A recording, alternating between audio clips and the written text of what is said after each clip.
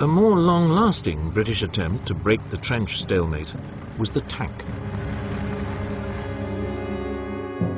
By mid-1916, armour, caterpillar tracks and the internal combustion engine had been brought together to form the first land ships capable of crossing trenches and supporting infantry.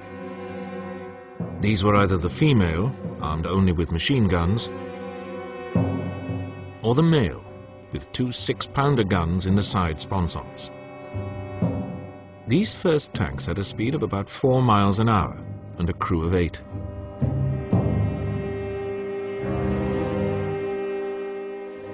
The British tanks were first used piecemeal in September 1916 during the Battle of the Somme. They achieved some local successes.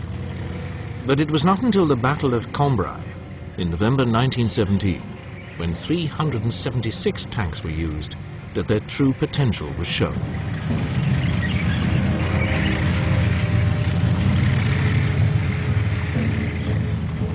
Holes were punched in the German line, and by nightfall more than 5 miles had been gained.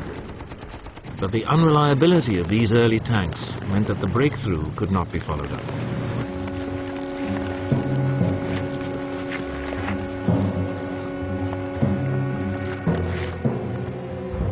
Nevertheless, the Germans were so impressed by the British successes that they urgently developed their own tank, a 33-ton monster with a crew of 18 named the A7V.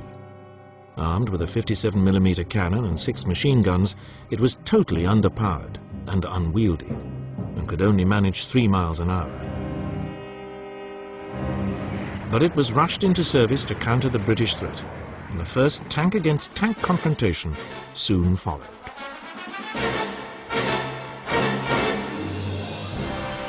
This came during the Great German Offensive in March 1918, when the storm troops tore through the British lines and penetrated more than 40 miles. The second assault in April kept up the momentum, and the possibility of breaking through to Paris suddenly seemed feasible. On the early morning of the 24th of April, Ludendorff's forward units were less than 10 miles from Amiens, probing towards the village of Villers-Bretonneux. 1.5 miles southwest of the village, a section of British tanks, 1 male and 2 females, was waiting in support of dug-in infantry. As the crews peered through the mist, they saw an extraordinary sight.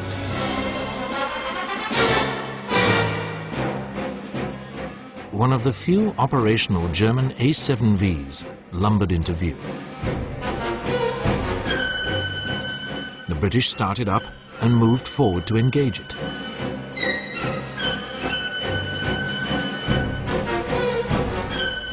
The world's first armoured duel was underway.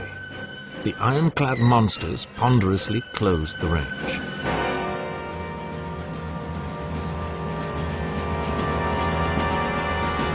Inside the tanks, the conditions were appalling. There was no proper suspension, and the unsilenced engines roared and belched fumes. Finally, the leading British tank, the male, opened fire with its 6-pounder gun, but missed.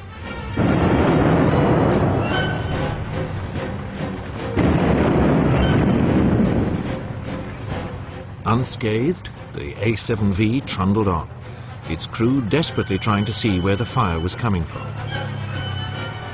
Finally, they spotted the enemy, halted, and opened fire.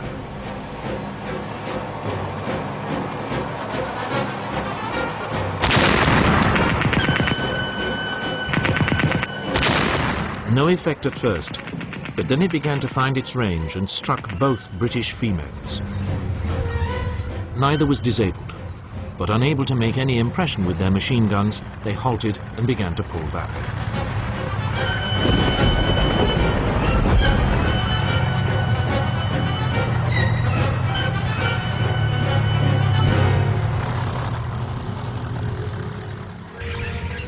While the German was concentrating on its mates, the British male continued to advance and close the range.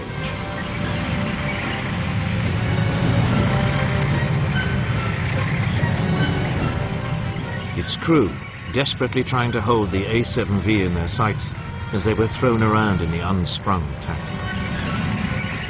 At last they got within effective range and opened fire again.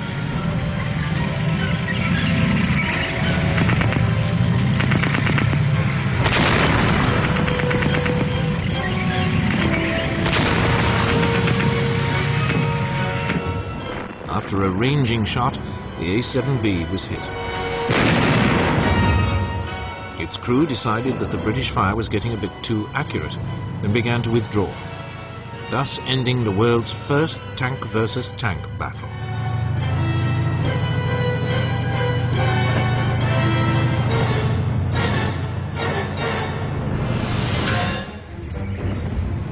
The tank had revolutionized the battlefield, and the French were quick to see the need to add speed and mobility.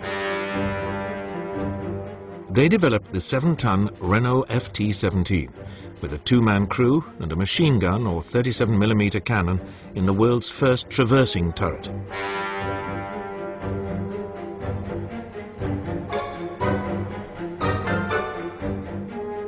The American forces, which had begun arriving in France in summer 1917, soon replaced their French helmets with the British version, but enthusiastically adopted the small French tank. They practiced with it before the cameras for publicity.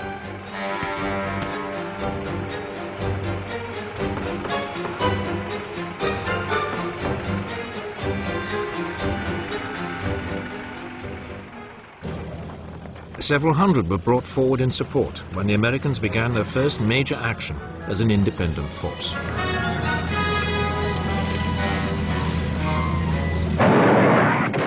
This was September 1918 in the Meuse-Argonne area of northeastern France.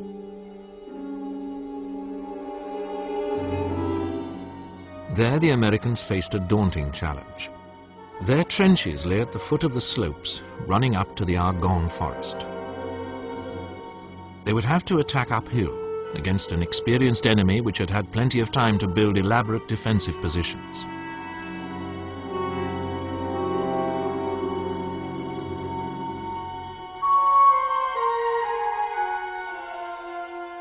Behind the barbed wire and trenches of the German front line lay a series of machine gun nests which had been carefully camouflaged in the wooded terrain. German reinforcements could be rushed to these to blunt any breakthroughs.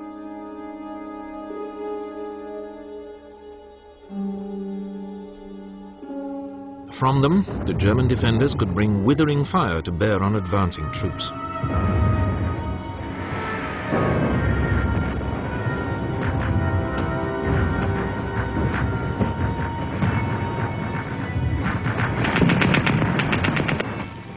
The Americans had practiced hard using tanks to support their infantry, but these frequently came to grief, since the Renaults were only lightly armored and they could only get across a gap of 6 feet.